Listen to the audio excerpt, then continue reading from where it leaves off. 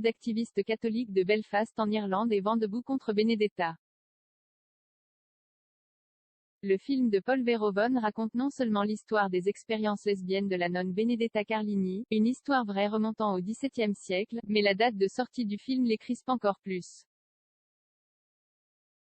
En effet, le long-métrage, sorti en France en juillet dernier, arrive ce vendredi au Royaume-Uni, soit le vendredi saint précédent Pâques.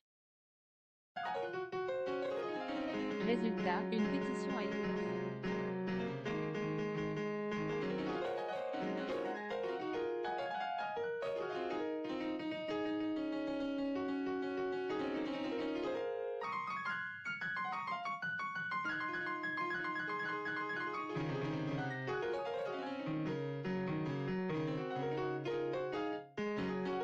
Ensuite lister tout ce qu'il reproche au film, à commencer par le fait qu'il ne respecterait pas l'histoire vraie de sœur Benedetta.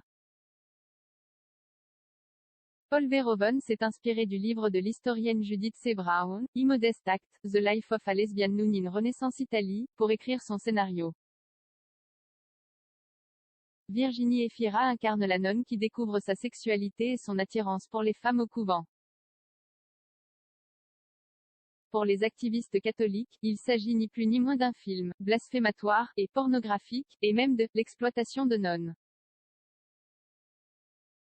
Ils s'insurgent notamment de voir la sœur utiliser une statuette de la Sainte Vierge comme sextoy.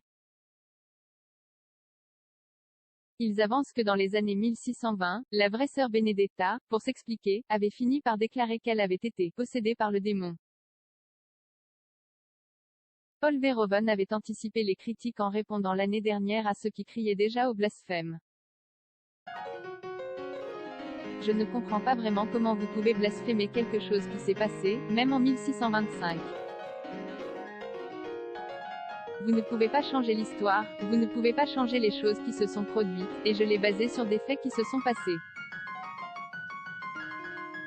Donc je pense que le mot blasphème dans ce cas est stupide, avait-il déclaré à Variety.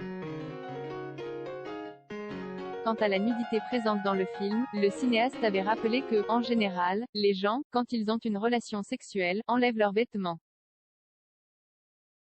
Dont acte.